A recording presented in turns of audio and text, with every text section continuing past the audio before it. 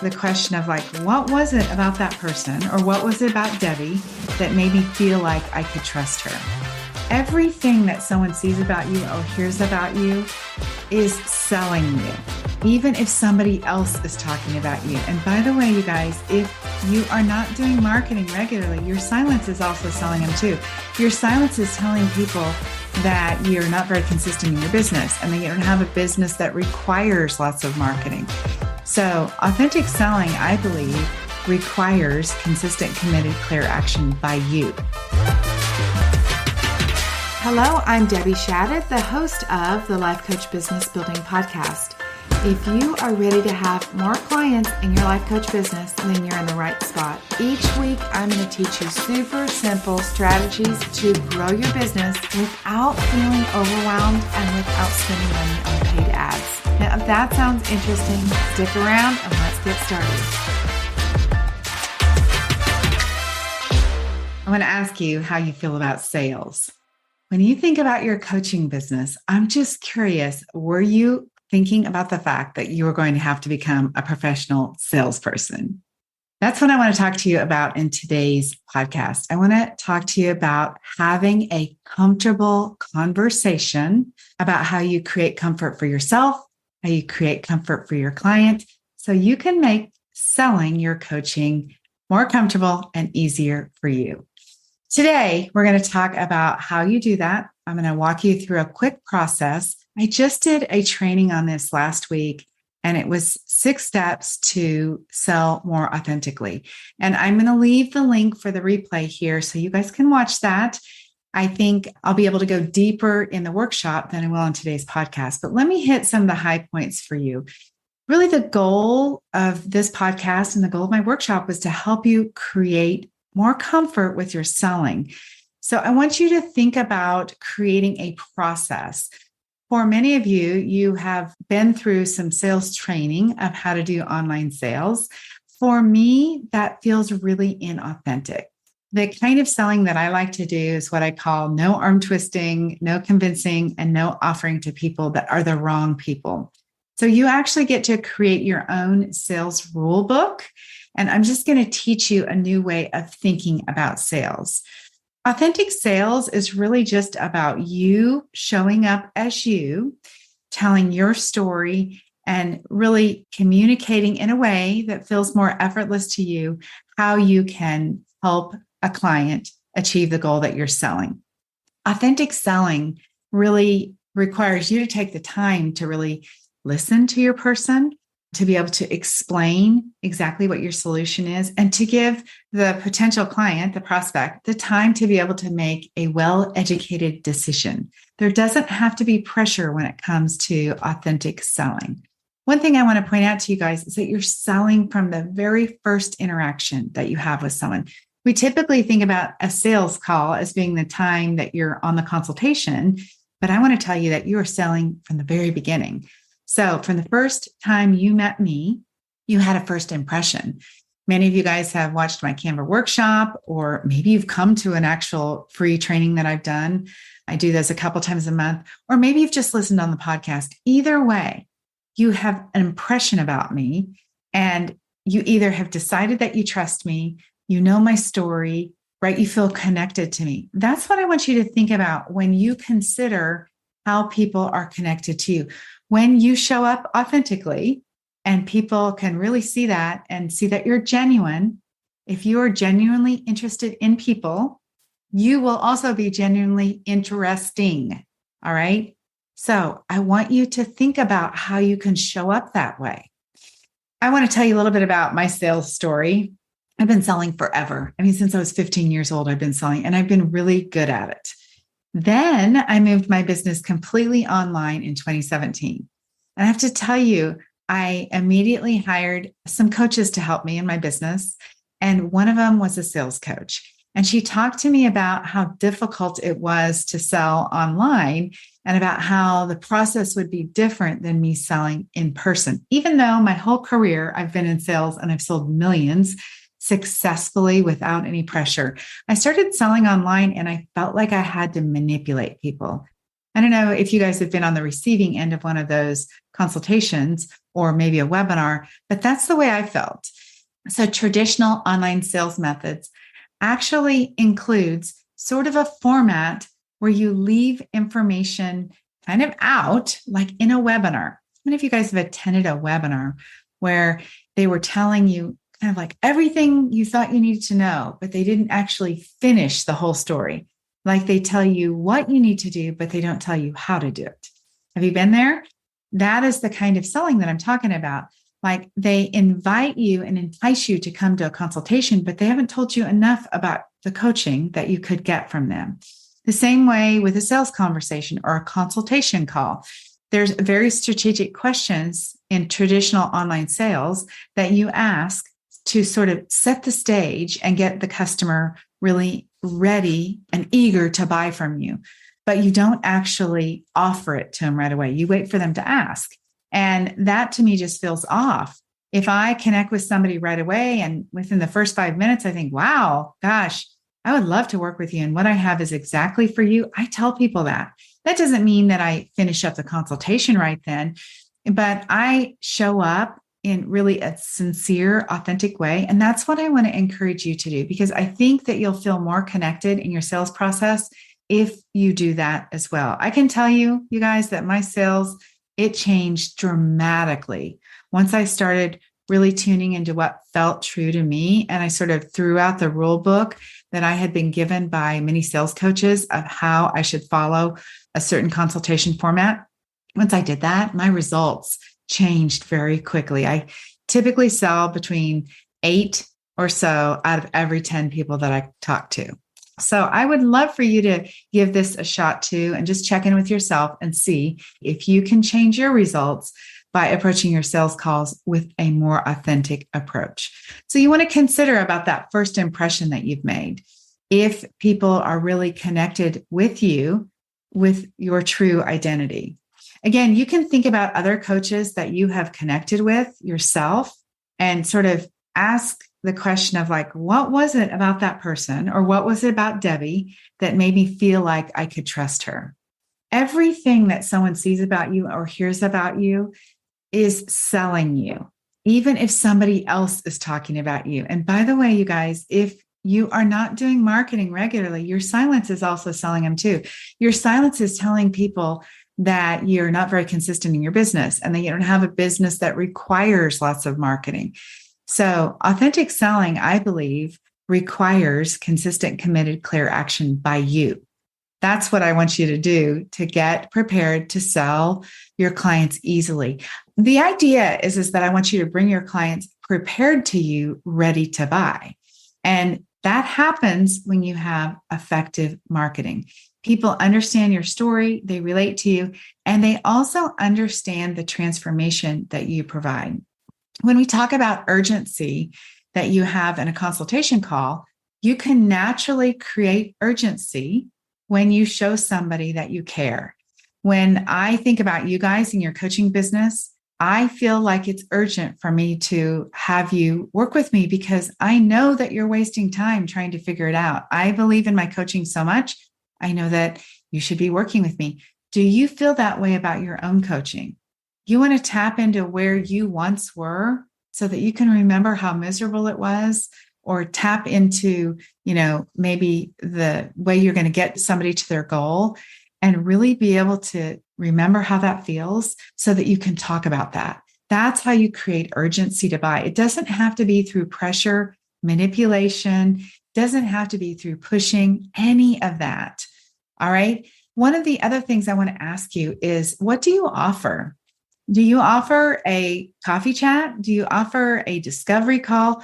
Or are you offering a time to get together, to get to know somebody and talk about the coaching that you sell? Are you really clear about that? Because if you're not clear about that and somebody comes on the call and they are ready for you to help them with something, ready to get that free coaching, and that's not what you intended, and you want to sell them coaching, then you're going to feel a little bit off when you start that conversation. So tune into what your story is. Really get genuinely connected with your niche. Think about the process that you offer in your coaching and be prepared to communicate that in a way that is easy to understand. Again, thinking about getting your client prepared to buy for you. Then you want to think about pricing in a way that feels really good to you. Like, I never tell people how to price their coaching because I want to make sure that you love your price so much that you can sell it comfortably. And then you really want to outline what your conversation will look like. What's it going to look like when you have that actual consultation call with somebody? Let me run through quickly with you how that might look. A super simple format. I want to talk to you first about creating comfort for your prospect before they even get on a consult with you. And the first thing would be for you to tell them what to expect. So before somebody has the call with you, you give them the layout of what happens on these conversations. I think we forget that people are nervous. If you haven't had a consultation call ever, and somebody is reaching out to you to talk to a coach and consider this for the first time, they're nervous. Like, they don't know what to expect. They've never met you. They don't know anything about this coaching thing. Seems a little crazy to them. They don't know how much, it's going to cost. So they come with some apprehension. And a lot of times the things that you guys are coaching on are nerve-wracking in itself. They don't want to talk about the anxiety they have. They don't want to talk about the trauma they have or whatever it is. So consider the fact that people are nervous and prepare your prospect for what it is they could expect when they come onto the call with you. Then you want to create comfort for yourself. You do that by, again, understanding your offer, by mapping out your conversation call. And I'm talking about the timing of it. You decide, like, okay, for the first 5 minutes, I'm going to get to know them. For the second 10 minutes, I'm going to do this. So you want to outline the actual way, the flow of the conversation, and have some questions prepared that are important questions that you want to ask people. I put that together on a Google document, and I actually have it open on my screen when I'm having a consultation. And then I always want you to practice. Practice makes perfect, you guys. And I want you to plan to handle objections. Money is always going to be an objection. It's a natural objection. And let me tell you, sometimes it's not even an objection. When you say the price of your coaching, sometimes people just need a moment to think. We jump to the conclusion when there's a pause and they're like, huh? Or, oh, we automatically read into that the oh means that's too much money. And I know where your brain probably goes is like, what kind of deal should I make with them? But what I want to offer to you is that objection is just a pause. It's just a moment where they're gathering their thoughts. Maybe they're thinking, what credit card am I going to use? How am I going to pay for this? How am I going to explain this to my spouse? Maybe that's all they're thinking. So expect that there'll be a money objection, and then you're prepared for it. So then when somebody does pause for a moment, you're not like, oh my gosh, this is going to be a problem. The last thing that I want to mention to you to create comfort for yourself is to do the thought work before you get on the call. So you need to clean up whatever doubt you have. You need to remind yourself what an amazing coach you are. You need to remind yourself that you know more about this particular topic than what the other person does. Consider the fact that they scheduled a consultation because they're interested in buying coaching. They would not have scheduled a conversation if they did not want help. That's a simple thing that can help you shift from being nervous to being more sure and more confident when you're on your call. The goal is to have a comfortable, confident conversation with somebody, right? Where you're explaining what you do, where you're getting to know somebody, and you are offering to help them. Here are the 6 parts to your consult outline. You can just take some quick notes or come back to this if you are driving in your car. The first thing is that you just want to open up with a casual conversation. Hey, tell me what's happening for you. What brought you to the call? How do we know each other? Where do you live? How's the weather? That kind of stuff. And it's just going to be a couple of minutes where you just get connected with someone. The second section is going to be where you're going to ask them, hey, tell me what's happening for you. What brought you to the call? What have you tried? What do you want? And why is this important to you now? Those questions are going to help you figure out how you want to handle the rest of the call. You do have to sell coaching still. So you need to sell the answer to the problems that they have. They're going to tell you what the problems are. They're going to tell you what they've tried, and you're going to sell your services based on what they told you. The third part of the conversation is to recap what they've just said. I like to just say, all right, let me just go back over this, make sure I've got this right, and then ask them, is there anything else that I'm missing? It's so helpful for people to hear things back. Sometimes they get to talking and really sort of pouring out their heart in a way they hadn't even thought. And it will help you show them that really maybe what's going on for them is deeper than what they even realized because they hadn't talked to somebody about it. Then the fourth step is to transition to how you're going to help them.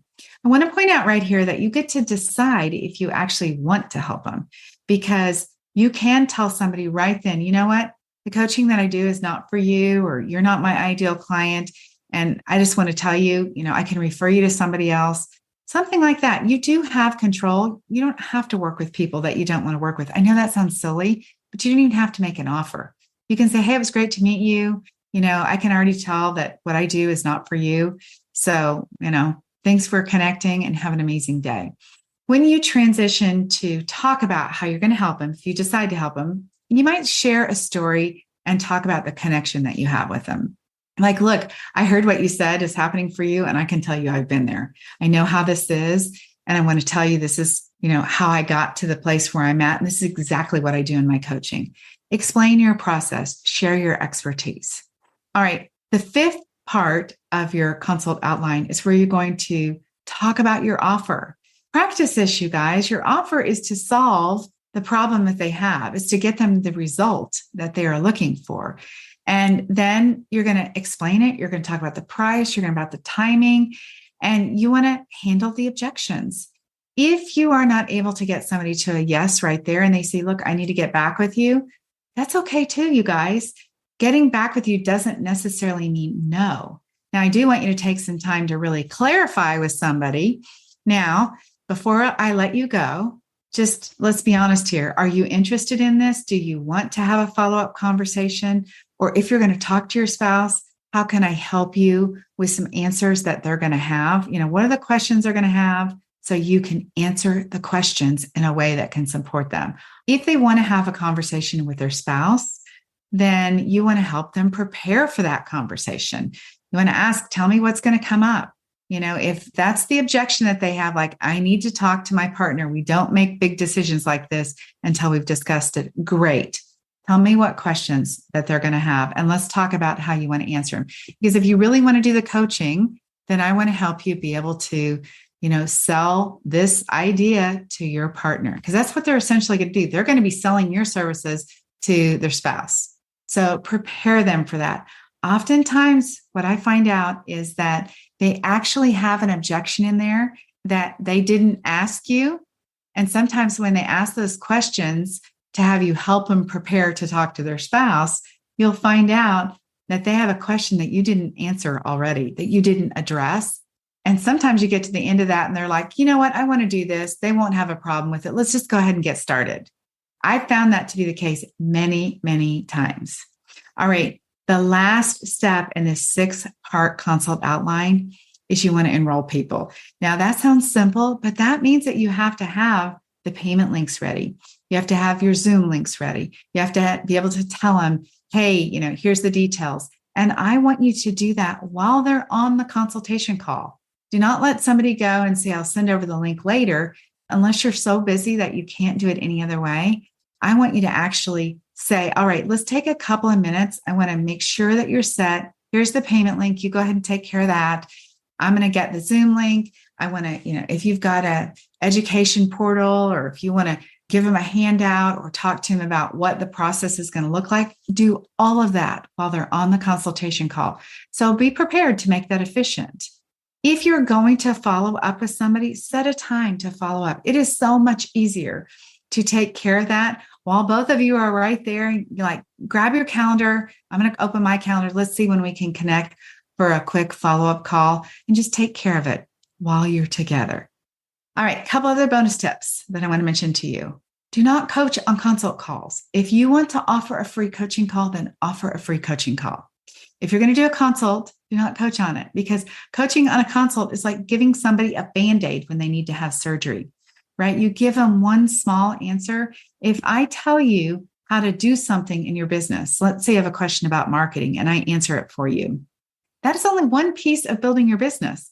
One marketing thing is not going to get your coaching business built. So if you leave me and you think like, oh, I know how to do email marketing now. No, like there's so many parts that go with creating a successful coaching business. This is the same for you and your process. So if you have a tendency to coach, make your consultation time shorter so that you do not give somebody the Band-Aid that they think they need to solve their problem. I also want to recommend that you have a pre-call form that somebody fills out so you can gather information about somebody before you ever get on the consultation. Let me recap this for you, you guys. Authentic selling happens, number one, when you feel good about the process. Number two, when you are confident in what you do.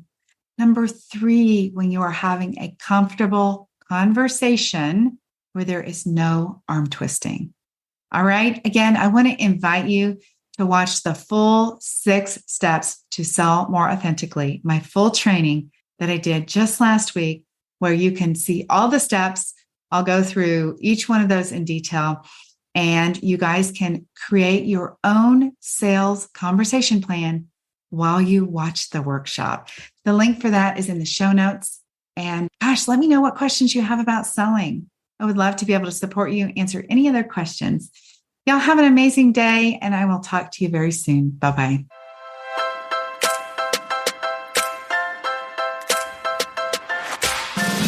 Okay, ladies, that is it for today. Before we go, I want to invite you to head over to DebbieShadid.com. I have this incredible Canva training specifically designed for life coaches, where I'm going to teach you how to use Canva to create beautiful graphics to market your life coaching business. All right, have an amazing week. I'll talk to you very soon. Bye-bye.